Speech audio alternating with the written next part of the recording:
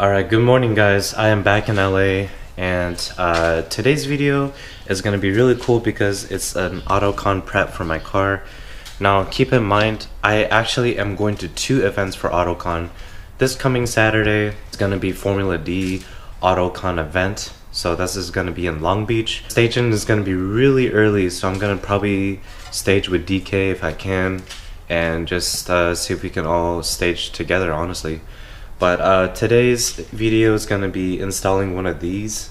So this is a carbon fiber air duct that goes for the fog lights, the placement of the fog lights on the Subarus WRX and STI.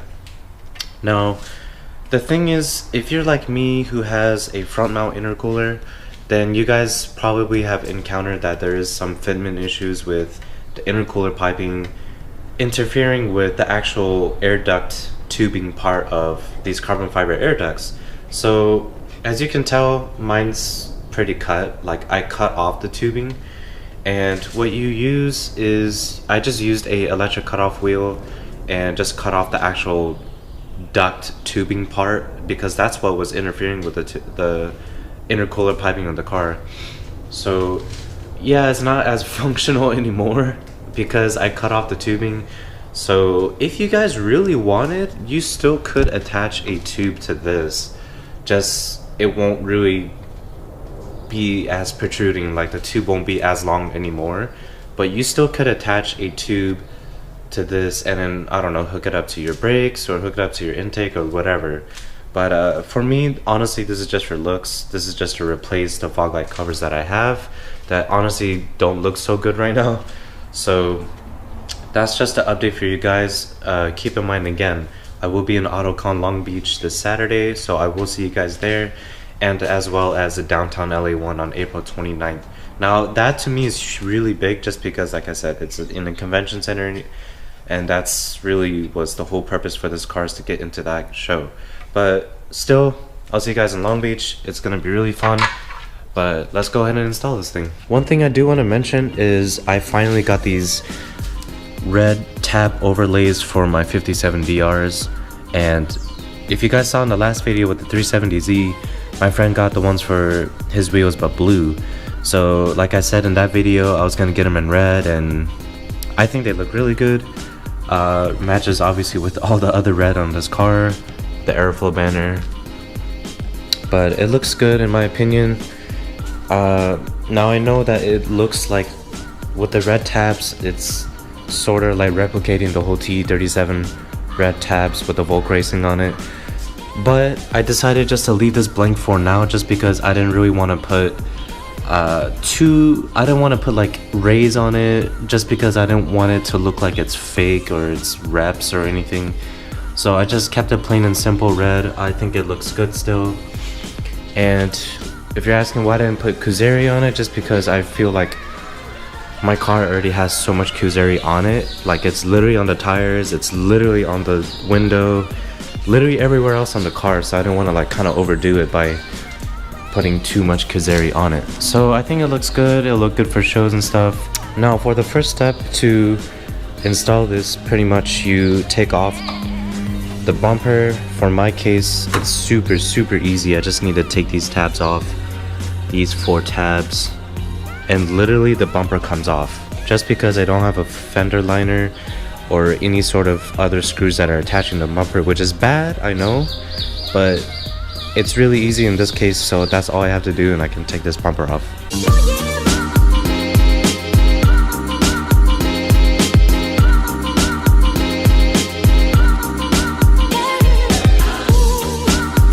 Okay, so next thing you want to do is, it's hard to see here, but oh, actually it's not hard to see, but there are tabs here that you take and you pretty much push in and takes off this whole fog light cover out. So pretty much you push these in, these ones. You actually have to start with the front ones here, it's easier. So just push on those.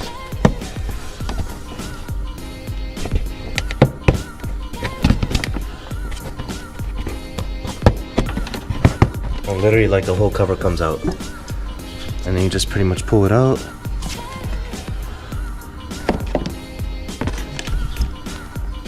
there you go. Fog light cover is out, and you literally do the same thing with the other side. Okay, so we're gonna start with the right side, or the driver's side. We're gonna use this. For hardware, it's already provided by APR, so we're gonna have a screw with a nut and a washer for each of these holes. And pretty much fitting on it is exactly the same way as you took it off with the original caps, with the original like fog light covers. But the thing is, for some reason, carbon fiber is always like harder to like fit than OEM. So we're gonna have to pretty much like snug it in, push these two sides in to where it clips onto the bumper, and then we have to drill holes for these guys right here onto the actual bumper, so that way we can put the screws through it, so that way like it doesn't fall off or anything, it doesn't shake. So it has to be properly secured. But yeah, that's what we do first.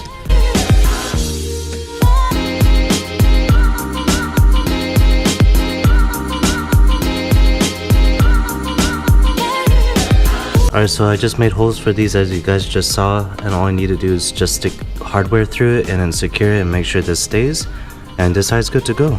And I just literally repeat the same steps on the other side. Alright guys, so I do apologize for the sound that's coming right there from that car, but just to recap, it's all done.